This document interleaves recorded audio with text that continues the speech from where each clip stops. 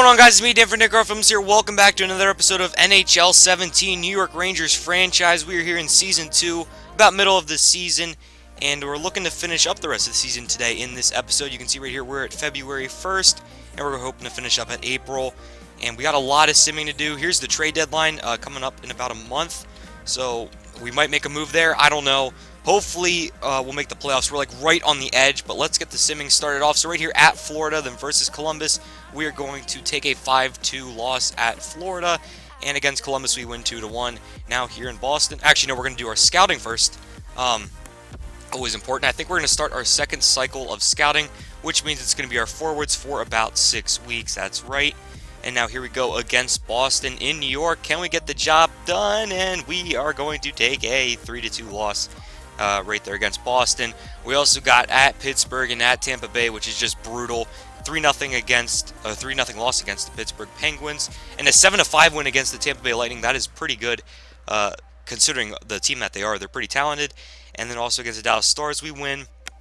But we also lose the Bruins again, so that's back-to-back weeks against the Bruins we lose. And then an 8-3 loss against, excuse me, I have like a bubble in my throat. 8-3 loss against the Philadelphia Flyers. 4-3 win against the Islanders, and again against the Islanders when we lose 7-2. Man, there's something wrong with my voice. You might have just heard the change right there. I don't know. Anyway, 4-2 win right there against the Panthers, which is good. But we're sort of evening out here. We're losing to a team, and then later in the month we're winning against them, so that's fine. We just need to start tacking on some more wins. We win against Ottawa, and we win against New Jersey. Now let's take a look at the team standings. Right there you can see that we have 66 points right outside the playoffs in our division. I'm not sure what the Atlantic Division has, so I don't know if we're technically out of playoffs yet. But it's not looking too good for us right now. We just need to start winning games, and we're going to see right here in a second why we are not winning games. As we scroll all the way down here, goals for per game, and we are 3 up from the bottom, and that is just atrocious. We've got to start scoring goals. We have so much talent up there. I don't understand why we're not scoring. Derek Stepan, Matt Zuccarello. We will just have to check to see who's not scoring goals and who is, because right now we just, oh man, it's just, we have no offense at all. Our defense isn't playing that great either, but that's expected considering we gave up Dan Girardi and Kevin Klein in the offseason. We're really banking on the development of Oscar Klefbom, Brady Ski, and Justin Schultz. I've mentioned that in the past like 900 episodes, but you've probably gotten used to it now. And then right here, our penalty kill is not that great either, but penalty kill is not going to win us games. Let's take a look at the stats. So you can see Matt Zuccarello leads with 17 goals, followed by Kevin Hayes there on the second line. He's an 85 overall, and he's getting the job done over 88 overall. Artemi Panarin, who only has 13 goals. Are you kidding me? And then Stepan down there with 12. Zibanejad with 11. A lot of these guys just need to step up and play. Chris Kreider only has 9 goals. In the middle of the season, or no, towards the end of the season now we're getting 9 goals. That's terrible. And Oscar Klefbom, an 83 overall, he's 24 years old, very young. He's leading our defenseman in points, 20 points right there. He's a minus 12, so none of our defensemen are playing good, except for Dylan McElrath. He is a +8, which is fine. And then right here, goals against average. It's not Malcolm Subban's fault. It is simply our defense's fault. That's more of a team stat anyway.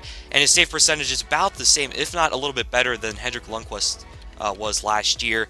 So, I mean, he's playing better already. His overall is not really showing that, like his overall, but I mean, what more can you ask from him? He's playing just as good. So right here, we're looking to finish up the season. We're going to sim the entire month of March. Hopefully, we can start piling on wins. And I made the executive move to not trade at the trade deadline. I just feel if we're going to make the playoffs, we'll make the playoffs, and hopefully it's just, you know, it's just destiny. As right there, we take a 4-3 loss against the Minnesota Wild in overtime, then a 5-4 loss against the Colorado Avalanche, and then at Edmonton, we take a 4-1 win. We have a 4-game week, actually two 4-game weeks, then a 3-game week, and then a 3-game week. So we got a lot of games going on here. We need to start racking up some wins. Right now, we are negative if you count our overtime losses with our regular period. I just blanked my mind, the term. Anyway, right here, we're going to take 2 losses. Or no, we win against Columbus in overtime the first time, then we lose to them the second time. Lost to Blackhawks, that's expected. But though it was a shootout, so I guess it was kind of close. And a 1-0 loss right there to New Jersey. And that's what I'm talking about. There's just no offense at times, and it's just so frustrating. No offense at all, I mean. Just, we got to start scoring goals. I don't understand what I have to do to start scoring goals. I have the players. I really do. Artemi Panarin is rated higher than Rick Nash was last year. Nash was our only really good goal scorer last year with 30 goals, 30 plus goals. And Panarin's a higher overall, but he's simply not getting the job done. It's very, very frustrating. 2-1 win. We're right there in Philadelphia. What the heck was that? Philadelphia. And we take a loss to the Capitals.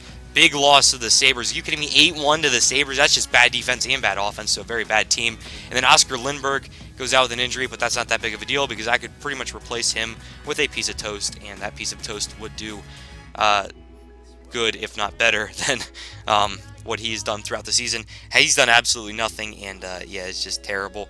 I'm having some speech problems, if you can tell. I have no idea why. Right here, versus St. Louis, we take a 4-1 win. Then at Pittsburgh, and then versus New York Islanders, we take a loss there and a win there. So a lot of these overtime games, we have 10 overtime losses. So it's close, but we're still losing games, and we are fairly negative. So now in the final 5 games, let's see where we rank. And we are 6th, which is not great at all. We have 82 points, and I don't think that's going to get the job done. You need somewhere around 96, although the Bruins had that the 1 year and didn't even make it in, which is very annoying because I am a Bruins fan. And right there you can see we are 11th, so we're still in this. Look at this, 83, 84, 85, 86. So, I mean, these teams right above us, they need to start losing games, and we just need to start winning. This is still possible. We're still in control of our destiny. It's just whether or not our offense can step up, our defense can lock down, and Malcolm Subban can continue to play solid. He's not playing the greatest, but he's playing solid. I'll give him that. And right here, goals for per game. And, of course, we are still towards the bottom as I'm still scrolling here. And we even got worse than last time. Anaheim passed us. We are 2nd worst in the league in scoring goals. And that right there is annoying as crap. And we're going to scroll down right here. Our defense is not as bad as our offense. It's actually improved a little bit. But still, we just need to start scoring goals. And we have the talent. I understand what is going on. I might have to spread some guys out on some lines or something. Put Chris Kreider down on the 3rd line. Make some big line changes. You know, we have the overall players. We can put Zuccarello on the 2nd line, Panarin on the 3rd line, or mix it up somehow. I don't know. But, yeah, we could bring Zibanejad up to the 1st line. That's a possibility. But right here, let's take a look at the individual player stats. Zuccarello is our only 20-goal scorer, and he has exactly 20 goals, which is terrible. Stepan has improved a little bit with 15 goals. Then you got Panarin with 15, Zibanejad with 15. You see Ryan McDonough. Oh, wait, no, that was assist. Wait, was I reading off the assist? I don't think so. I do not think so. As right there, you can see Zuccarello's our point leader. Look how many points these guys have compared to our goals. I don't think that correlates, which is a little bit suspicious. I thought it was a glitch at first. Like, there's so much more points. I know it's supposed to be doubled or tripled. Yeah, it's supposed to be tripled. But it just seems like way more points than there is goals, which is very, very weird. As you can see, McDonough passed Clefbaum in points. And then Subban got a little bit better in goals against average. But again, that's a team stat. He is positive in wins. He has 23 wins, 18 losses, 2 shootout losses. And I didn't get to see the save percentage there right there, but hopefully it improved a little bit. And right here, let's take a look at our player morale on our team. You can see McIlrath and McDonough are our leaders. And then you got Gerby and Schultz, and only one of those guys is playing. And maybe that's why Nathan Gerby is replacing Oscar Lindberg. I mean, maybe that's why he is a presence on the team. And right here, we're going to talk with Matt Zuccarello really quickly. Obviously, our best player on our team for our offense. And yeah, he is just... He's doing fine, but he's not doing good enough to be the leader of a team. So right here against Detroit, these are big games. We got to come away with a win right here at Detroit. 1-0 loss. I'm like, you've got to be kidding me. We're losing 1-0 over and over and over again. There's just no offense. We've got to step it up. Right here at St. Louis. Come on, we're away 4 games in a row, and we get a shootout win right there against the St. Louis Blues. Then at Columbus, our division rivals, can we get the job done? 3-2 shootout win. Great back-to-back shootout wins right there. That's like literally the only way we're scoring goals is in a shootout. Our defense needs to lock up here against the Islanders. John Tavares, and we take a 2-1 win. Regular time win.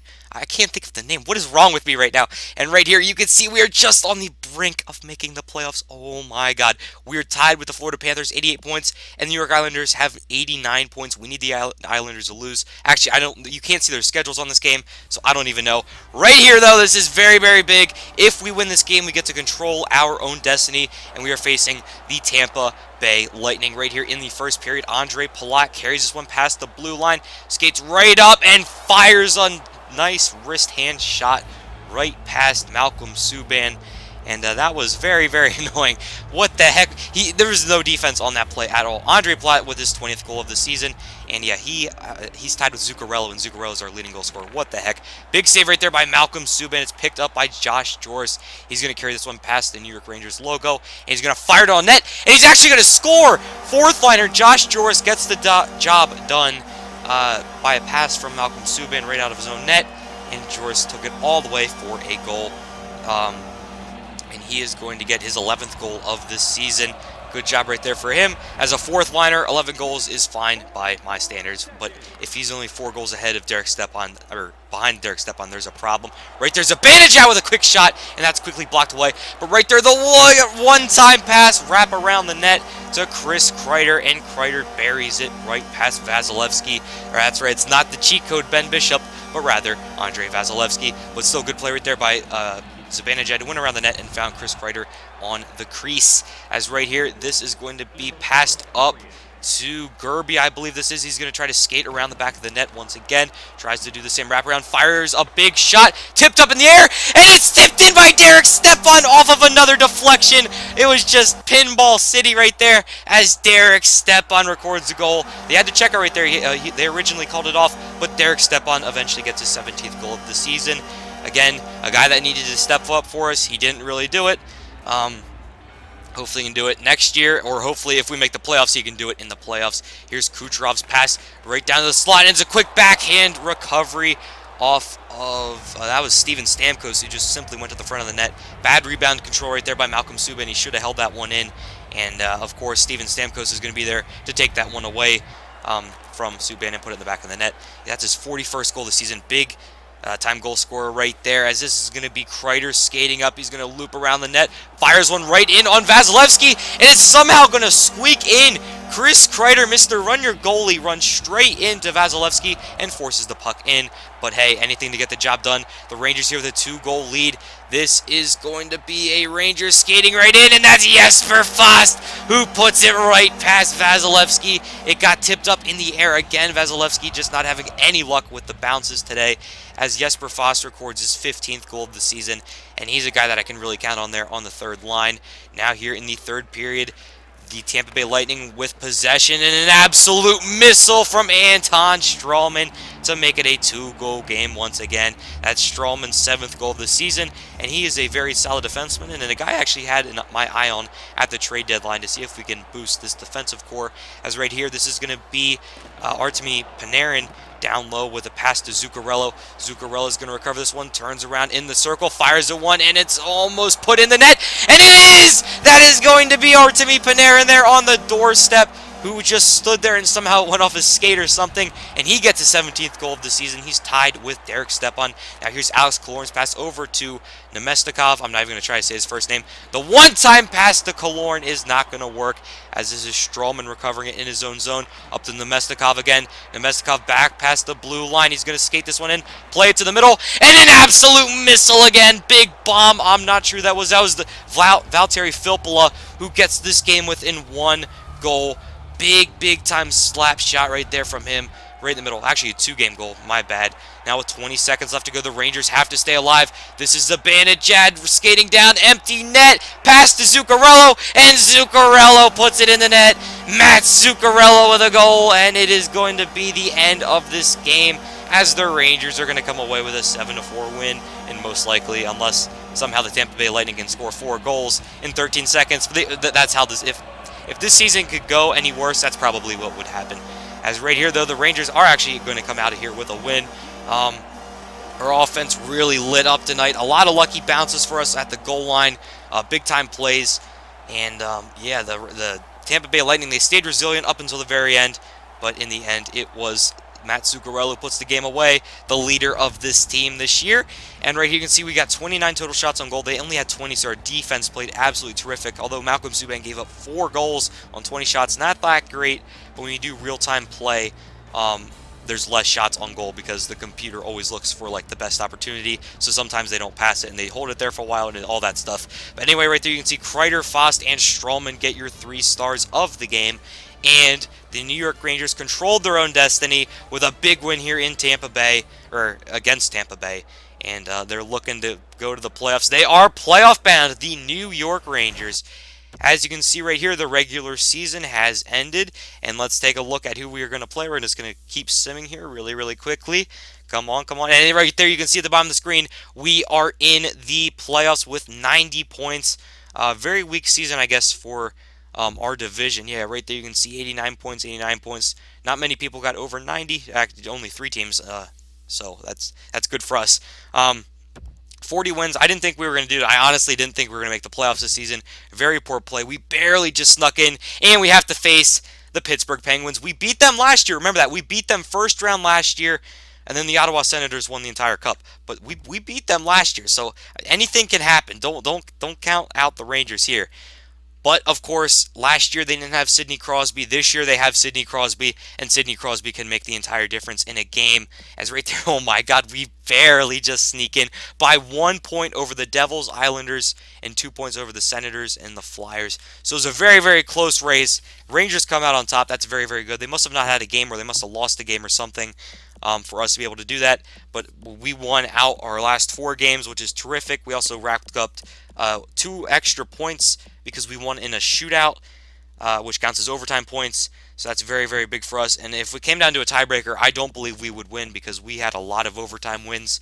And and a lot of overtime losses. And with an overtime loss, you still get a point. So I don't think we would have made it if it came down to a tiebreaker, which is good. So we got in by our own will.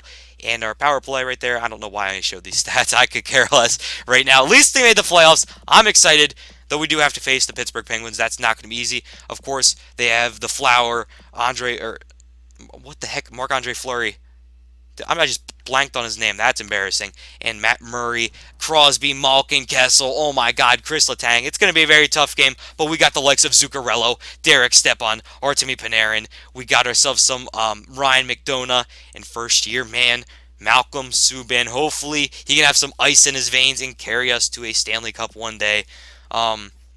As you can see, we're going to do all of our player stats right here for the regular season. As you can see, Zuccarello leads in goals and points on this team. Who leads in assists? I think that's Zibanejad with 36. Yeah, and then our defensemen, you see Clefbaum and McDonough are tied in points. So Clefbaum, although his overall did not improve at all, he played just as good as Ryan McDonough offensively. And then right here for Malcolm Subban, let's take a look at his stats. 2.78, so it got a little bit worse. But at least he finished positive in his record. And then his save percentage, it took a little bit of a drop there at the end of the season, but that's still fine for Malcolm Subban as the first year as our goaltender. He's only 24 years of age, so we have plenty of time to develop him. And then right here, guys can take a look at the playoff tree. I'm not going to go through this all. Comment, subscribe, remember your veggies, go to school. DanCarFilms out. Peace!